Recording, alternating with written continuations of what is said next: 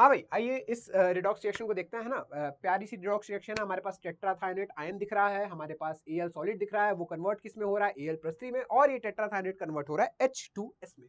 तो आपको oxidation numbers के थ्रू समझ में आ जाएगा किसका रिडक्शन हो रहा है, किसका ऑक्सीडेशन हो रहा है। आइए देखते हैं। सल्फर यहाँ पर +2.5 में है ना, और यहाँ पर सल्फर -2 में है, तो +2.5 से -2 में जा रहा है। This is reduction. मेरे ख्याल से आपको समझ में आ रहा होगा, एल्यूमिनियम अपनी नेचुरल ऑक्सीडेशन स्टेट 0 में है और वो जा रहा है +3 में। So this is oxidation. तो आइए, बहुत बेसिक सी रिएक्शन मुझे लग रही है, आइए इसको बैलेंस कर दिया जाए। देखो, सबसे पहले अगर हम ले S4O6 2- को, ये जा कहाँ रहा है, ये H2S में जा रहा है मेरे भाई। सबसे पहले सल्फर को बैलेंस कर लिया जाए। यहाँ पर 4 सल्फर है, यहाँ पर 1 सल्फर है, इसको 4 से मल्टीप्लाई कर लेते हैं, 4 सल्फर हो गया यहाँ पे। ओके, अब मुझे यहाँ पर दिख रहे हैं कुछ ऑक्सीजनों की कमी, 6 ऑक्सीजन की कमी मुझे यहाँ दिख रही है, तो 6H2O में ऐड कर लेता हूँ मेरे भाई, है ना। 6H2O में ऐड कर लेता हूँ। अगर मैंने 6H2O ऐड कर लिया, अब मुझे देखना है कि इधर कितने हाइड्रोजनों की कमी है। टोटल अगर देखा जाए, यहाँ पे 12 और यहाँ पर 8, 20 हाइड्रोजनों की कमी लग रही है। So let's add 20H+ here. ठीक है, 20H+ मैंने ऐड कर लिए। अब ये साइड मुझे न्यूट्रल लग रहा है, तो मुझे इस साइड को भी न्यूट्रल बनाना है। तो मेरे भाई 2- और यहाँ 20+, 18+ चार्ज आ रहा है, तो 18 इलेक्ट्रॉन्स मैं ऐड कर देता हूँ।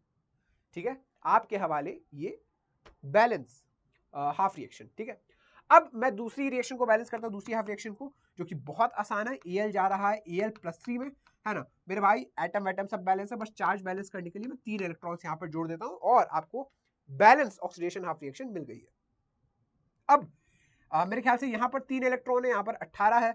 18 और 3 का एलसीएम 18 ही होता है दोस्त। इसको मैं अगर 6 से मल्टीप्लाई कर दूं तो मजा ही आ जाएगा मुझे। ये देखो, ऐड कर दीजिए, तुरंत ऐड कीजिए और आपको आपका फाइनल आंसर मिल जाएगा। मेरे ख्याल से this is S4O6 2- plus Al solid plus 20H+, है ना, 20H+ goes to this is 4H2S, ठीक है, प्लस 6Al+3 एक्वस, ठीक है, और यहाँ पर कुछ और मिल रहा है क्या, दिस इज 6H2O।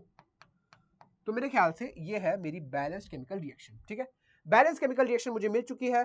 अच्छा, एन फैक्टर अगर हर स्पीशी का निकालना है मुझे किसी भी रिडॉक्स रिएक्शन में, तो बहुत ही एक बेसिक सा मेथड होता है, वो ये कि नंबर ऑफ इलेक्ट्रॉन्स ट्रांसफर्ड हम देखते हैं, कितने इलेक्ट्रॉन्स ट्रांसफर हो रहे हैं इस रिएक्शन में, 18 इलेक्ट्रॉन्स का ट्रांसफर हो रहा है। और अगर हमें किसी भी स्पीशी का इनफैक्टर निकालना है, तो नंबर ऑफ इलेक्ट्रॉन्स ट्रांसफर्ड को उस स्पीशी के स्टोइकियोमेट्रिक कोएफिशिएंट से हम डिवाइड कर देते हैं। तो आइए सबके इनफैक्टर्स को हम निकाल लेते हैं। भाई साहब, S4O6 2- का इनफैक्टर निकालिए। 18 इलेक्ट्रॉन ट्रांसफर हुए डिवाइड बाय स्टोइकियोमेट्रिक कोएफिशिएंट 1। यहां पर निकालिए, यहां पर कुछ छूट रहा है क्या, 6, यहां पर 6 छूट रहा था। ओके, देखो देखो देखो, 18 डिवाइड बाई 6, स्टोइकियोमेट्रिक कोएफिशिएंट 6 है इसका। यहां पर 18 डिवाइडेड बाई 20, ठीक है। यहां पर देखो 18 डिवाइडेड बाई 18 कैसे लिखा है मैंने भाई, 18 डिवाइड बाई इसका स्टोइकियोमेट्रिक कोएफिशिएंट इज 4। यहां पर देखो 18 divide by stoichiometric coefficient is 6। यहां पर H2O होगा 18 divide by stoichiometric coefficient is 6। सबके एन फैक्टर भी आ चुके हैं मेरे भाई, और आ चुका है एक बैलेंस केमिकल रिएक्शन जिसको हमें देखना था। तो इसके साथ क्वेश्चन समाप्त होता है।